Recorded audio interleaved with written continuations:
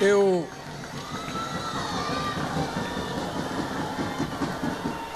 queria começar a minha fala agradecendo a cada homem e a cada mulher que dedicou algumas horas desse dia para comparecer a esse pequeno evento. Queria agradecer aos prefeitos e prefeitas que estão aqui. Queria agradecer aos vereadores e vereadoras que estão aqui. Queria agradecer aos deputados estaduais, deputados federais, secretários que estão aqui. Queria agradecer aos prefeitos Chamoioá e o prefeito do Araguaia aqui. Queria, sobretudo, agradecer o prefeito por essa extraordinária banda que veio tocar aqui. Eu até mandei o Stuka filmar esses meninos, essas meninas pequenas tocando, porque se eles estão tocando tão bem quando criança, imagina quando crescerem. Eu quero cumprimentar o nosso querido ministro do Transporte, Renan Filho, meu querido ministro do Turismo, Celso Sabino, meu querido ministro das Cidades, Jader Filho, o deputado estadual Amélio Caires, presidente da Assembleia Legislativa do Tocantins, por meio de quem cumprimento todos os deputados estaduais aqui presentes. Quero cumprimentar meu companheiro Helder Barbalho, governador do Pará. Quero cumprimentar o senador Irajá, do estado do Tocantins, os deputados federais Antônio Andrade, Alexandre Guimarães, Dilvanda Faro e Ayrton Faleiro, deputados federais do Brasil, do estado do Pará. Quero cumprimentar a nossa querida ex-senadora, Cátia Abreu. Quero cumprimentar o Francisco Ribeiro, reitor da Unifesa. Quero cumprimentar o Mike Feitosa da Câmara, prefeito Chamoioá, o Jefferson de São Geraldo do Araguaia. Quero cumprimentar o Carlos Barro, diretor substituto do Departamento Nacional de Infraestrutura de Transporte. Obrigado pela conclusão da obra. Quero cumprimentar os ex-deputados federais Célio Moura e o Lázaro Botelho. Quero cumprimentar a ex-prefeita de Palmas, Cíntia Ribeiro.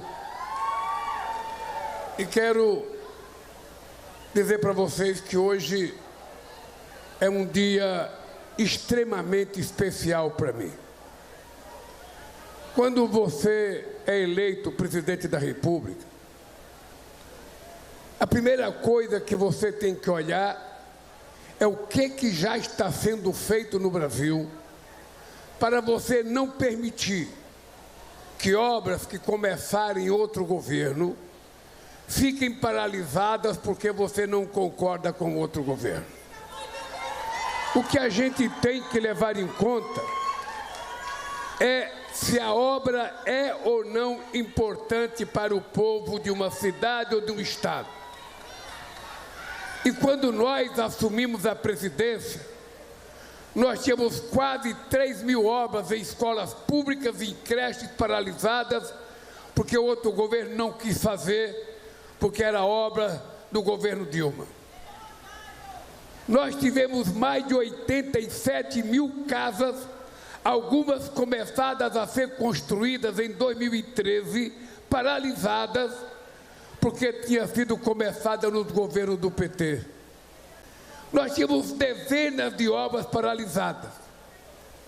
E este país sempre pagou um preço muito caro de responsabilidade, de prefeitos que não querem fazer a obra do outro prefeito, de governador que não quer fazer a obra do outro governador e de presidente que não quer fazer a obra do outro presidente.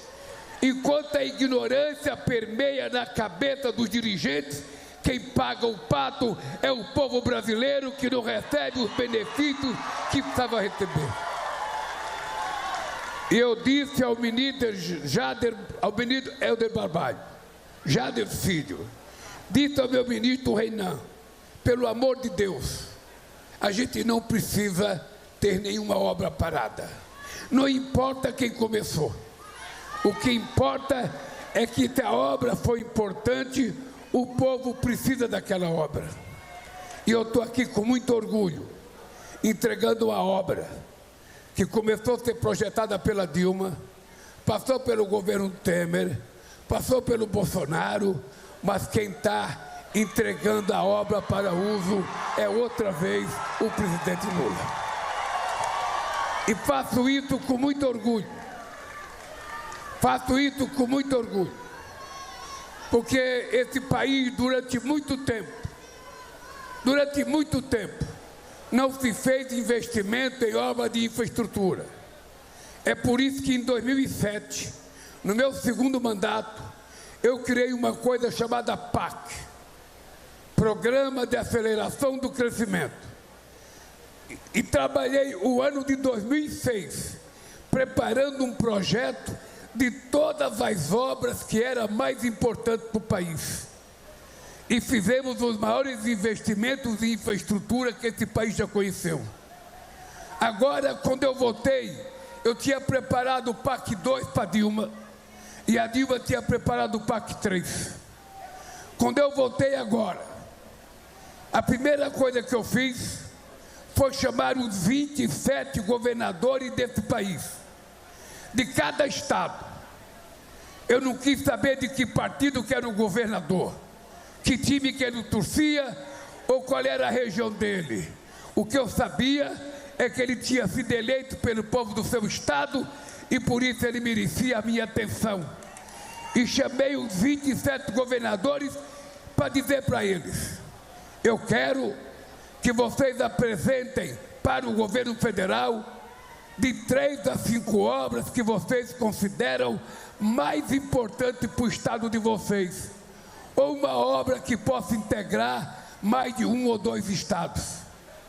E assim foi feito.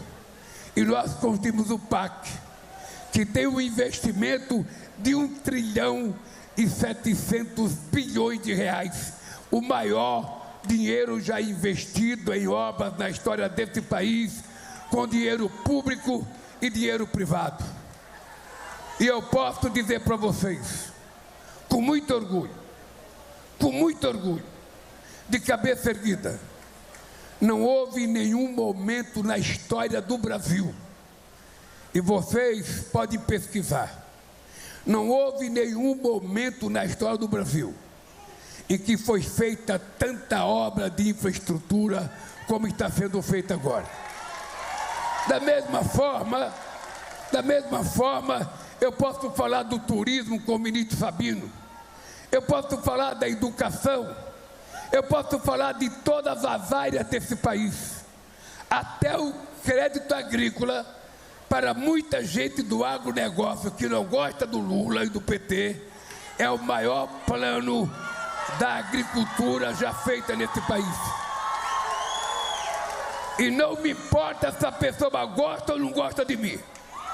Eu não quero casar com eles. Não me importa. O que me importa é que se ele está produzindo para o bem desse país, ele vai ter a ajuda necessária. Porque eu não fui eleito para governar para os meus amigos. Eu fui eleito para governar para 215 milhões de brasileiros. E é assim que vai ser. Eu vim inaugurar essa ponte. E eu sei o sacrifício que essa balsa causava a todo mundo. Mas seria injusto da minha parte fazer apenas críticas à balsa e não reconhecer que, graças a Deus, tinha uma balsa para atravessar as pessoas quando o Estado não cumpria com a sua função. A balsa existia porque o Estado não cumpria com a sua obrigação de garantir ao povo o direito de ir. Mas veja, mas não era justo alguém pagar para atravessar de bicicleta. Não era justo um cachorrinho pagar para atravessar a balsa. Não era justo uma motocicleta pagar. Não era justo uma pessoa pagar, eu vou namorar, tem que pagar um pedágio, não é possível. Então, companheiros, eu quero dizer ao senhor que era dono da balsa. Nós somos agradecidos a você ter existido e ter feito investimento, porque o Estado não cumpria com a sua função. Agora o Estado brasileiro está garantindo ao direito do povo ir e vir, e não permitir que um jovem menino com a sua esposa tivesse que ficar 1 hora dentro desse rio aí, num barquinho pequeno, correndo o risco de se afogar. Agora pode atravessar a pé, de bicicleta, de motocicleta, de carro, de ônibus, de caminhão, do jeito que vocês quiserem. É por isso que eu tenho muito orgulho. Tenho muito orgulho de ter feito a política que vai distribuir gás de graça para 17 milhões de famílias que ganham menos nesse país. Não é possível um botijão de gás de 13 quilos sair da Petrobras por R$ 37 e chegar aqui a R$ 150. Não é possível. Então, para as pessoas mais pobres, irão receber o gás de graça. Da mesma forma que eu estou feliz de ter feito com que as pessoas que consomem até 80 kW de energia não pagarão mais energia. E quem consome até 120 vai pagar apenas a diferença. Estou feliz do imposto de renda até R$ 5.000 e colocar os ricos para pagar imposto de renda, porque não é justo que os povos pobres tenham que pagar as coisas. Então, companheiros e companheiras, 2 coisas importantes eu tenho orgulho de ter feito. Eu tenho orgulho de ter feito porque eu acredito muito numa coisa chamada educação. A educação, todo mundo sabe que é a base central para o desenvolvimento de qualquer país, de qualquer cidade. Agora presta atenção numa coisa. Presta atenção numa coisa. Eu sou o primeiro presidente da República da história do país que não tem diploma universitário. Eu sou o primeiro presidente da República da história desse país que conheço o que é o chão de fábrica. Eu sou o primeiro presidente desse país que sei o que é um trabalhador com profissão e um trabalhador sem profissão. Uma mulher com profissão e uma mulher sem profissão. E é por isso que eu estava conversando com os trabalhadores. Estudem. Pelo amor de Deus, estudem. Porque uma pessoa sem profissão vale menos do que uma pessoa com profissão. Sobretudo as mulheres. Uma mulher com profissão, ela não vai morar com alguém por causa de um prato de comida. Ela vai morar porque ela gosta ou não da pessoa. É importante que a gente leve em conta a necessidade de que a educação é a base do desenvolvimento desse país. E o que é triste, e eu falo toda vez, para ninguém esquecer, que este país levou 420 anos para fazer a sua primeira universidade. 420 anos. Eu conto uma história. Cristóvão Colombo chegou em Santo Domingo, na República Dominicana, em 1492. 40 anos depois, já tinha a primeira universidade em Santo Domingo. Cabral chegou aqui em 1500. E a primeira universidade a chegar não foi em 40 anos, foi em 420 anos. Numa demonstração que a elite econômica brasileira e a elite política brasileira nunca se preocupou com a educação do povo, porque o povo era para cortar cana, trabalhar de empregada doméstica e para trabalhar de pedreiro ou ajudante de pedreiro. E a gente resolveu levantar a cabeça. A gente resolveu levantar a cabeça e dizer: o povo não quer ser só pedreiro, o povo quer ser engenheiro, o povo quer ser médico. A mulher não quer ser empregada doméstica, ela quer ser professora, ela quer ser médica, ela quer ser dentista, ela quer ser psicóloga, ela quer ser advogada, ela tem que ser o que ela quiser ser. Mulher não nasceu para lavar cueca e fralda de criança. esse mundo que nós precisamos criar. E acabar com esse preconceito, acabar com esse machismo, acabar com o preconceito contra pobre e contra negro. É por isso que tem muita gente que não gosta de mim. E eu não faço nenhuma questão que goste. Porque o que eu quero gostar é do povo brasileiro. E quero provar de que a gente está fazendo as coisas corretas. Não faz nem um ano. Esse menino aqui, de quem eu sou amigo da família Barbalho desde os anos 80, por conta do pai dele.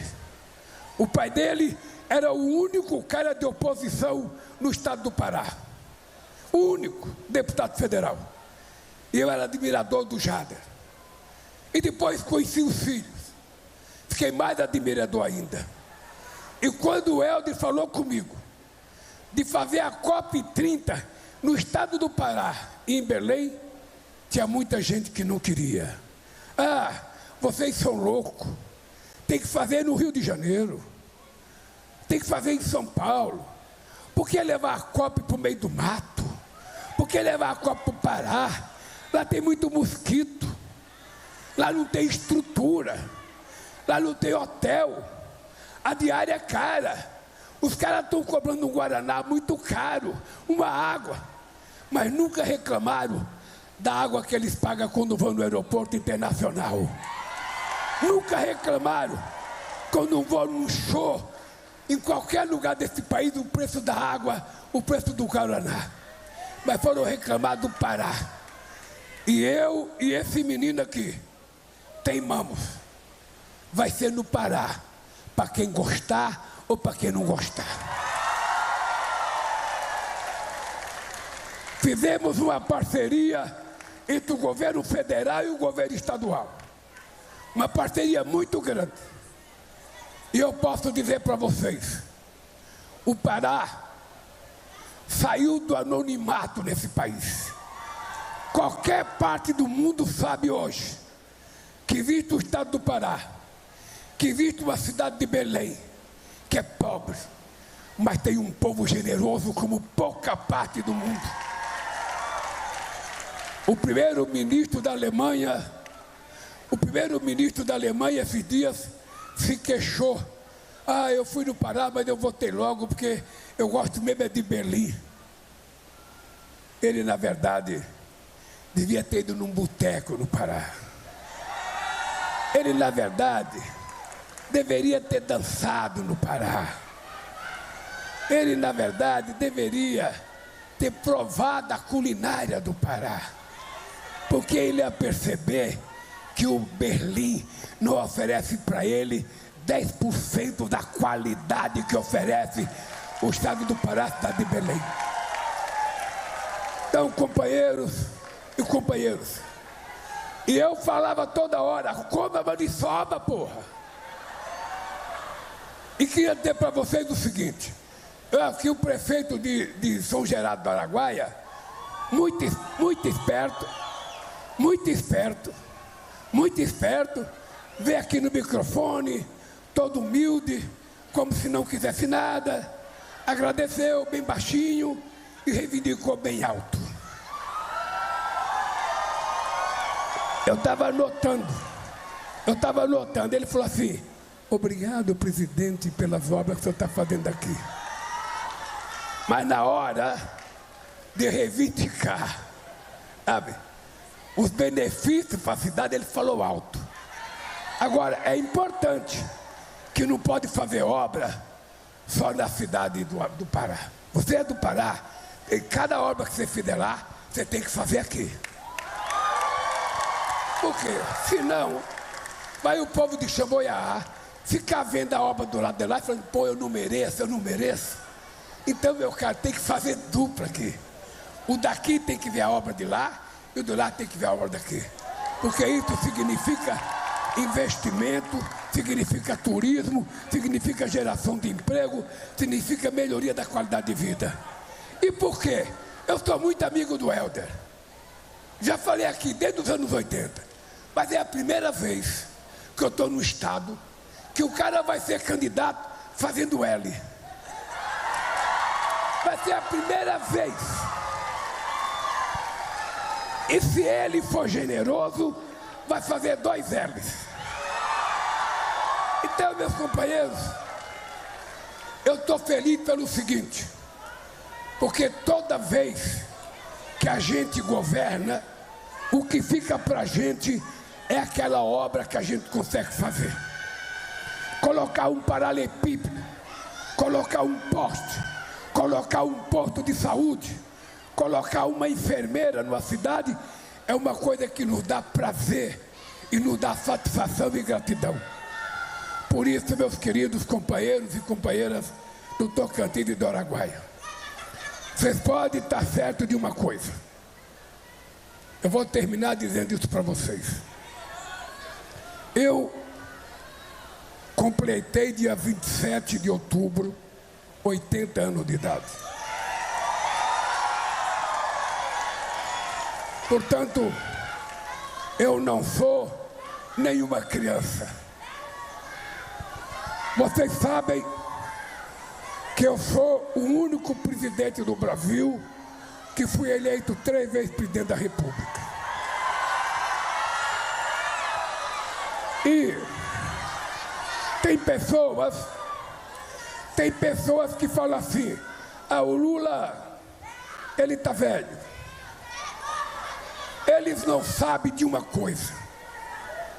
O fato do mundo ser redondo e a terra girar e os anos passarem não significa que você fica velho.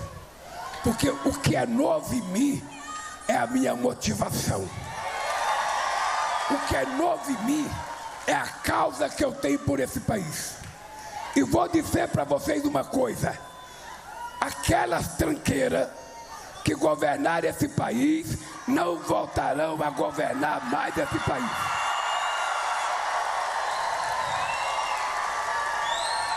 Não voltarão. Vai ter eleições limpas, democráticas, todo mundo vai participar. Não vai ter guarda rodoviário proibindo eleitor de votar. Não vai ter denúncia de urna falsa.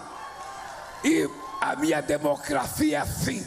Disputa quem quer, ganha quem pode e festeja quem ganhar as eleições. É isso. Nada de chororô. Nada de chororô. Porque agora vai começar a época da verdade. Nós estamos chegando no 3º ano de mandato. E agora chega de mentira lacrada, como disse o Helder. Chega de deputado e fazer uma pergunta para o ministro com o celular na cara para tentar fazer mentira. Agora vai ser a era da verdade. Agora vai ser. Nós vamos fazer comparação em cada coisa.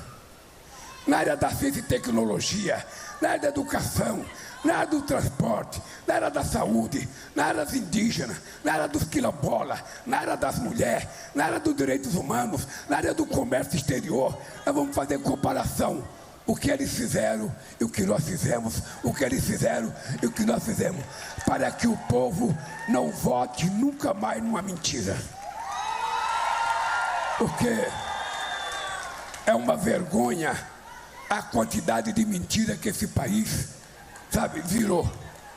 A quantidade de político cretino que vive o dia inteiro no celular contando mentira.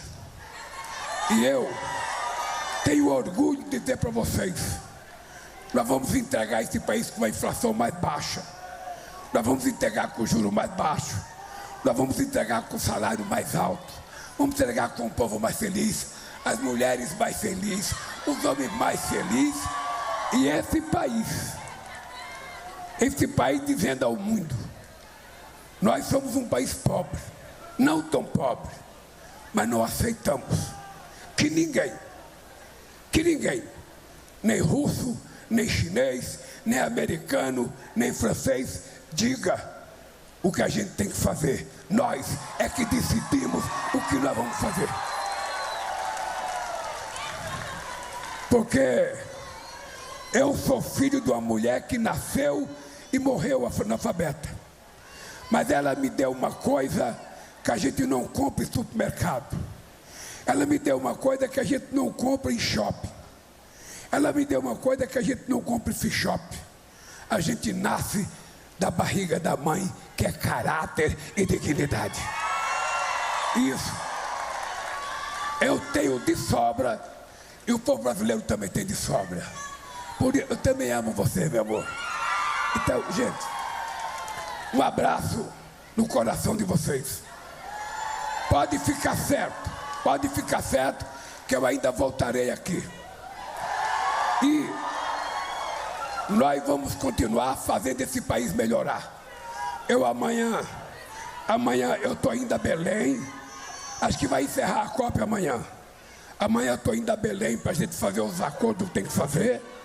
Depois eu vou no Salão do Automóvel em São Paulo. Depois eu vou para a África do Sul.